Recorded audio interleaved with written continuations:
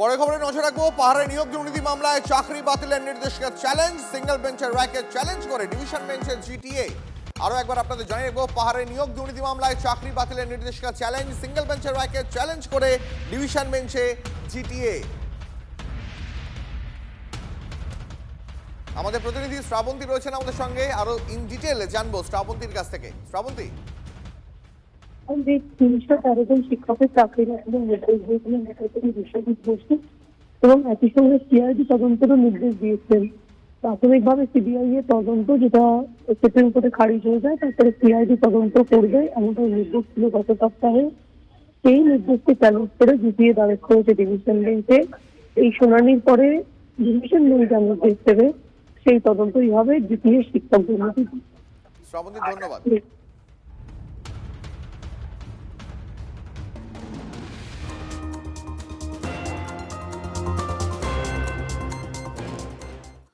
কেন্দ্রীয় স্বরাষ্ট্রমন্ত্রীকে ফের বেনজির আক্রমণ করলেন মমতা বন্দ্যোপাধ্যায়। অমিত শাহকে স্বৈরাচারী বলে নিশানা করলেন নেতাজি ইন্ডোরের মঞ্চ থেকে।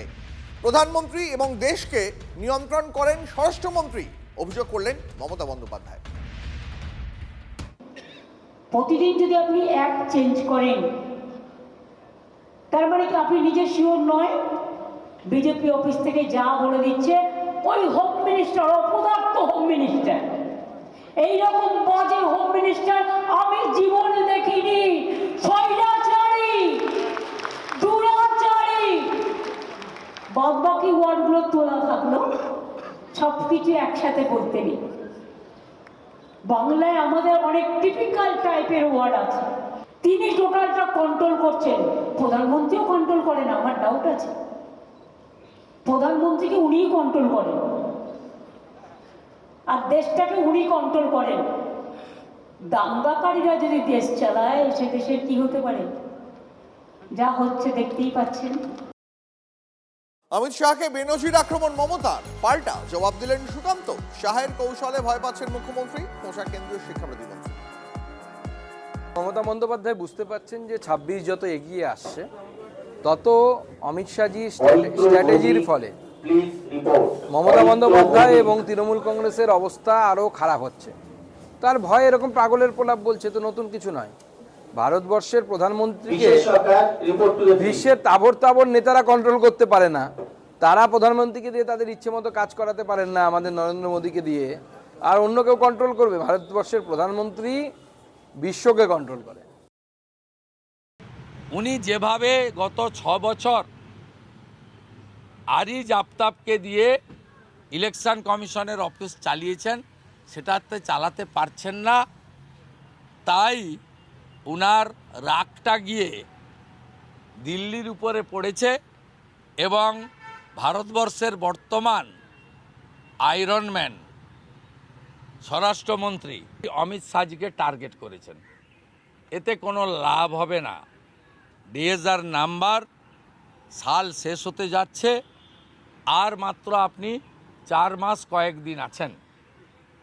আপনি ভালো করে কেক খান, এক্সমাস পালন করুন, নলেন গুড়ের পায়েস খান, জয়নগরের মোয়া খান, আর যা যা আনন্দ করতে চান করে নেন। এপ্রিল মাসের পরে আপনাকে কেউ কম্পার্টমেন্টাল চিফ মিনিস্টার আর বলবে না, যেহেতু আপনি আমার কাছে হেরেছেন। আপনাকে এবারে প্রাক্তন মুখ্যমন্ত্রী বলবে।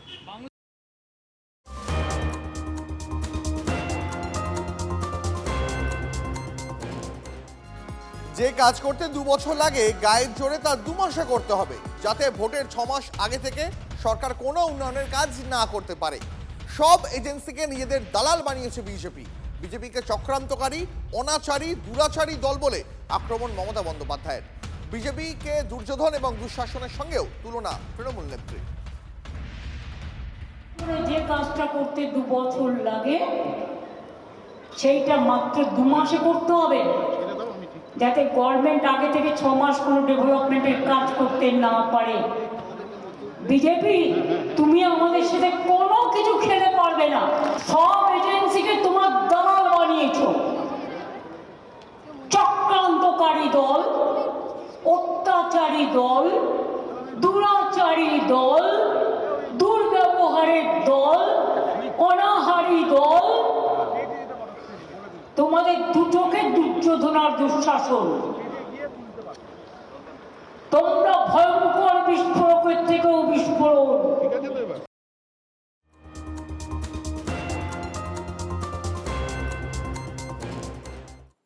যারা জাতির জনকের নাম কেটে দেয় তারা দেশকে কতটা ভালোবাসে সন্দেহ আছে। 100 দিনের কাজ বন্ধ করে দিয়ে বাংলাকে জব্দ করতে চেয়েছিল। যারা বাংলাকে জব্দ করতে চায় ওদের স্তব্ধ করব। 100 দিনের কাজ নিয়ে বিজেপিকে তীব্র আক্রমণ মমতা বন্দ্যোপাধ্যায়। জাতির নেতা গান্ধীজির নাম কেটে দেয়, তারা দেশকে কতটা ভালোবাসে সন্দেহ আছে। আর দেখেছেন, যেদিন কেটেছে আমি সেদিনই পাল্টা করে দিয়েছি।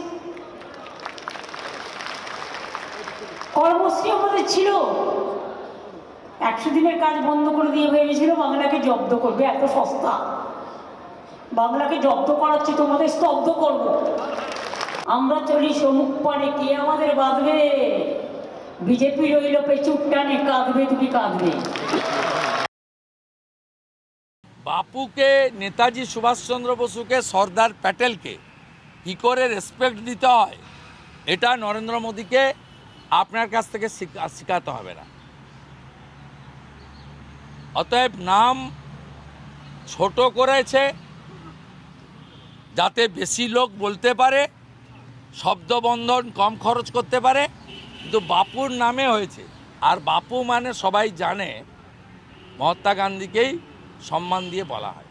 অর্থাৎ আপনার এসব কথা মাথায় সাজে না।